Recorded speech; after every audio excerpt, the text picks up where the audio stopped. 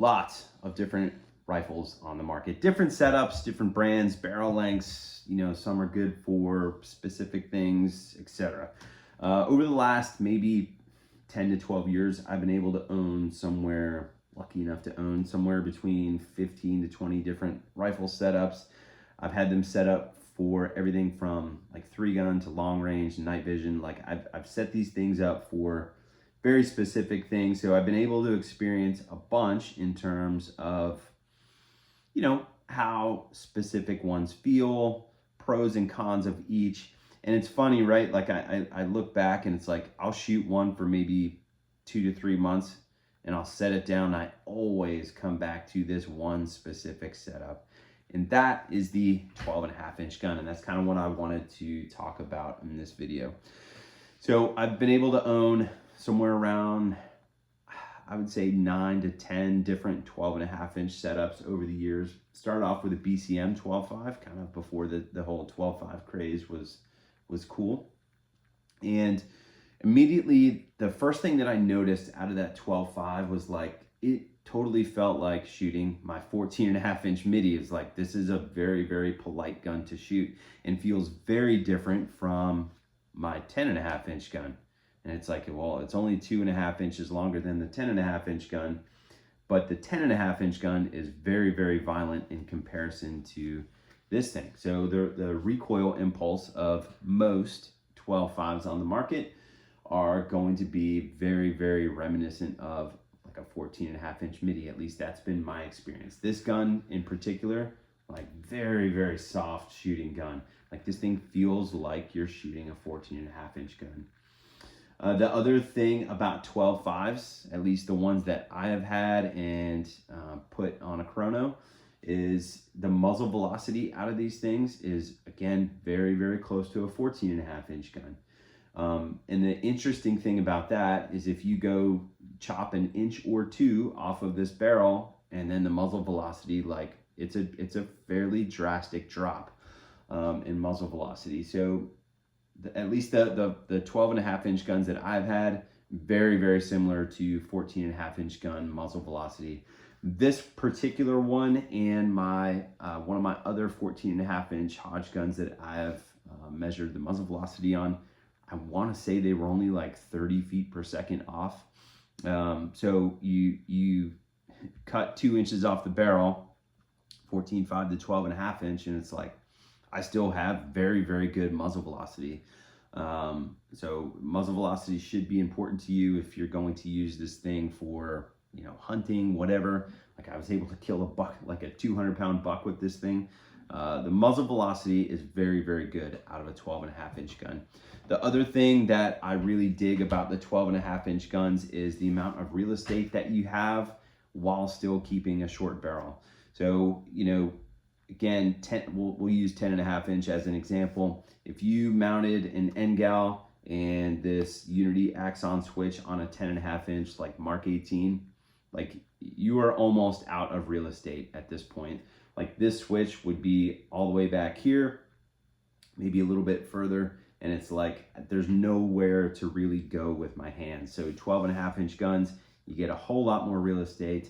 They also suppress very, very nicely. And one of the things that I like a lot about the 12.5-inch guns is like I could put a can on it like this RC3 and it's not as long as a musket at this point, right? Like if I put this can on like a 16-inch gun, I would look like, you know, Mel Gibson in The Patriot running around the woods. Like the thing is just way too long.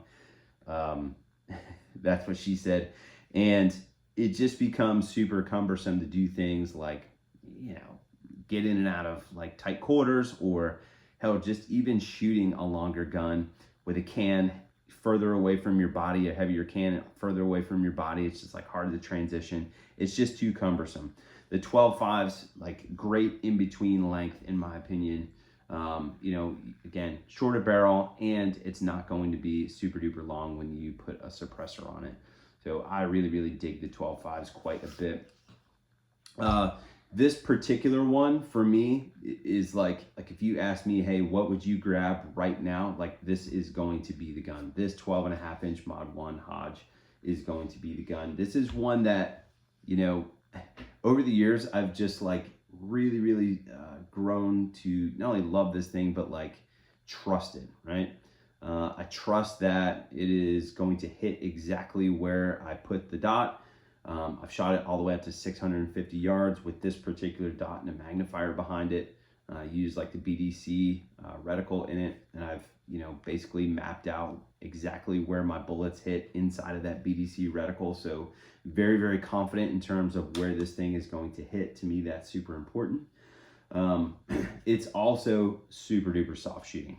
This gun is probably one of the most polite guns I own to shoot, especially with the RC3 on it. So to me, it's like this particular gun to me is like you buy a really nice truck, a brand new truck, and you're like, I really like this truck. And then you put like 50,000 miles on it, and then your ass fits the seat perfectly. That's this rifle for me. Like, it just fits me perfectly. I know exactly what this thing is going to do. I like the way it drives, etc. So I wanted to go over basically how I've got this particular one set up, because you guys ask about this stuff basically all the time. So, and there's things on here that people will be like, hey, what is that? So at the very back, the stock is a Magpul CTR. I like the CTRs. It has the friction lock device on it. You can lock that up. Yeah, there's other ones on the market now that don't have that friction lock and still lock up pretty tight. I just don't find the need to go out and buy another one because this one works pretty good. I've got the extended butt pad on here from Magpul as well. I like it. It gives me a little bit longer length of pull, which I dig quite a bit. Got the cheek riser on here. Now, the reason that I have the cheek riser on here has nothing to do with the height of the optic and everything to do with the way I like to mount the gun and the type of connection that I want to be able to like feel while I'm shooting it, right? Like, I want to be able to take the stock and jam it up into my cheek and basically trap the whole ass end of the gun at the back. So I like having a cheek riser despite the height of the optic. Like, if this was a lower third or an absolute co-witness, I would still probably have this cheek riser on here because of the way it allows me to mount the gun. Underneath that, we've got a Voltor A5 system buffer. Now, these things, it's not a huge difference. The Voltor A5s, like, I don't find it to be like, whenever I put it on, it's like, oh man, that's huge. I really like that. It's just like, it smooths the gun out just a little bit more because of the length that the buffer is actually traveling, right? These tubes are a hair longer. You're able to put a rifle length spring in these. The buffer is going to be a little bit longer, possibly a little heavier, etc. So I really like the recoil impulse from the A5s, but again, it's not like a huge, like, hey, that's a game changer type of thing. Moving forward, we got the Badger charging handle. I love the Badger charging handle simply because they don't really have any like snag points in terms of like sharp edges or anything like that. And yeah, I dig these things. They're ambi. Like, this is how a charging handle should be made, in my opinion. I always mount my sling back here. So I've got a, let's see, this is a B5 end plate on this, which just allows me to mount a QD slot for my sling back here. We've got a Driven Arms Co. grip. These Driven Arms Co. grips these have been the go-to for me lately. They have a palm swell on them, much like if you were to buy, I don't know, a set of lock grips for your Shadow 2 or Walther PDP. It feels very similar to the Driven Arms Co. grip. So I love the Driven Arms Co. grips. He's got a couple different ones, and I forgot what he actually calls this particular one. I should have looked it up before this, but go on his website. You'll see, like, it's the one that looks like a Shadow 2 grip. I think it's great. Up here, we've got more Badger Ordnance stuff. This is a Badger Ordnance safety.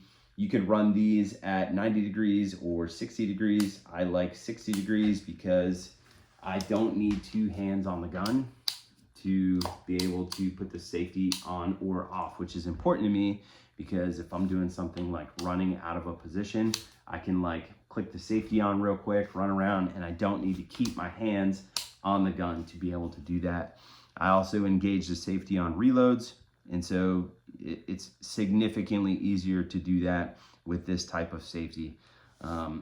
It's not that it's faster or anything like that to get on the trigger. I just like how I can work this thing with one hand, and I don't need to do any sort of like pinch thing with my trigger finger to you know, actuate the safety on and off. I just basically run it just like that. So trigger that I have in this is the Geissele SD3G. I've been running this particular trigger for the better part of a decade. The Geissele SD3Gs are just the go-to for me. Personally, I love them. If you like a different one, that's totally fine. This is just the particular one that, again, I've run it for so long. I love these triggers. They're not really a single stage or a two stage. I think they call it like a hybrid. It's kind of somewhere in between. It has a rolling break and a very, very short reset. So very fast trigger. I can also prep this trigger if I wanted to for longer shots, etc. Yeah, I dig the SD3Gs quite a bit. Moving forward, Parker Mount Machine Magwell on here. Parker Mount Machine stuff is pretty baller, man. All of their stuff is going to be pretty bomb proof, and it is also going to be made by dudes that actually like shooting and shoot quite a bit. So I like those guys a lot. I am kind of biased. They will send these things to me for free, so take that for what it's worth. But I like those dudes enough to where even if they didn't send them to me for free, I would go out and buy them, because they're the type of guys that, like, you can have a conversation about shooting, like, hey, maybe change this or that, and it's like they understand because they shoot. So I like those dudes quite a bit. Another reoccurring theme here, more Parker Mount Machine stuff. This is the Parker Mount Machine BCD lever. This one is actually the way cooler one because it's the Velox edition one, which just has different texture and my logo on it. Moving up, more Parker Mount Machine stuff. This is their Red Rum mount. It is a 187 height, murder mount, 187 height mount, which I find actually really, really nice. It's like kind of sort of like a lower third, but just a tick higher. It's like, it's kind of a good compromise, right? I'm not a huge fan of putting optics really, really high on the guns just because I want to be able to get a good consistent cheek weld. And this particular one, again, it's a good compromise height optic. If you already have an optic on like a lower third, like I wouldn't go out and buy different shit. Like lower third is fine. The 187 from Parker Mount Machine, I think is pretty fly. So that's why I've got it on here. Sig Romeo, what do they call this thing? The T1, not the T1. T4T. I knew there was a T in there somewhere.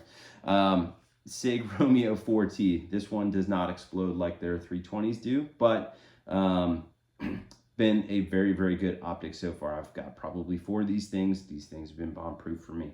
I like that you can change the reticles in them, etc.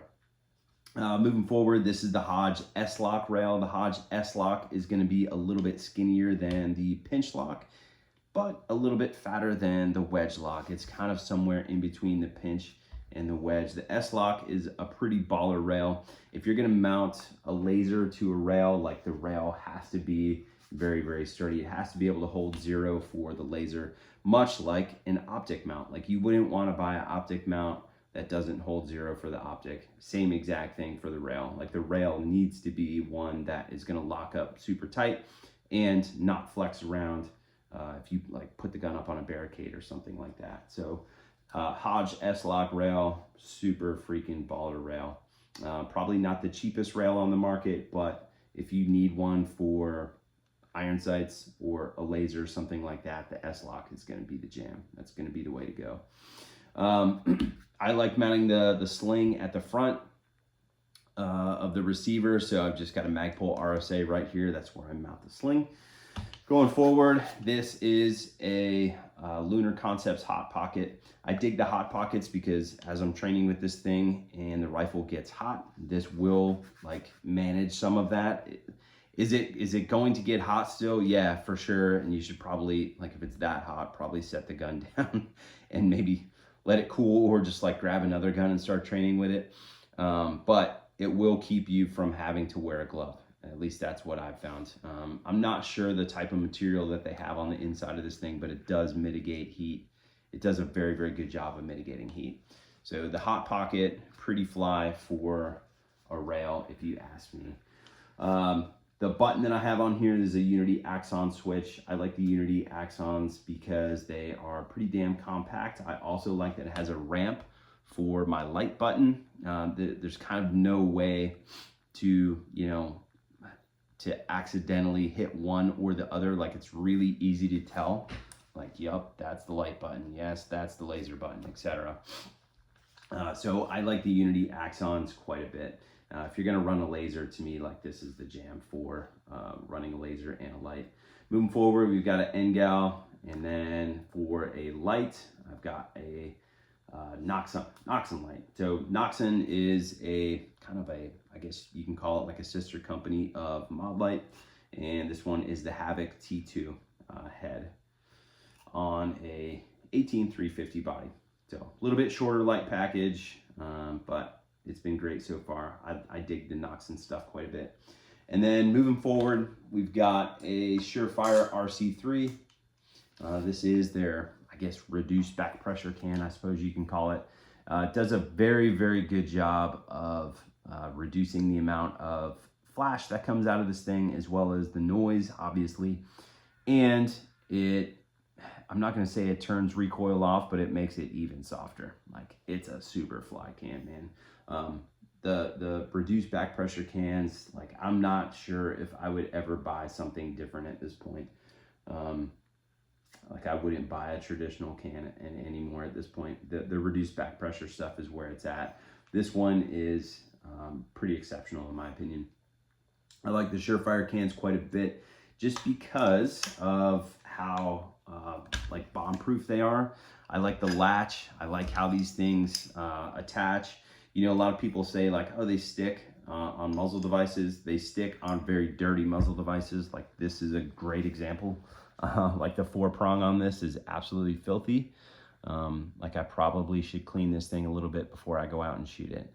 And that's how I keep this thing from sticking on the muzzle device. So I'll take, like, gun scrubber or something like that, squirt it on there, take a brush, like a copper brush or a brass brush or something like that, scrub the muzzle device just first. It literally takes me a minute, and this won't get stuck anymore. So quick tip on there, but I dig the muzzle devices for Surefire, which is another reason why I like Surefire cans. So I want to be able to run just a regular 3-prong or 4-prong, and they make that. So it's a great muzzle device.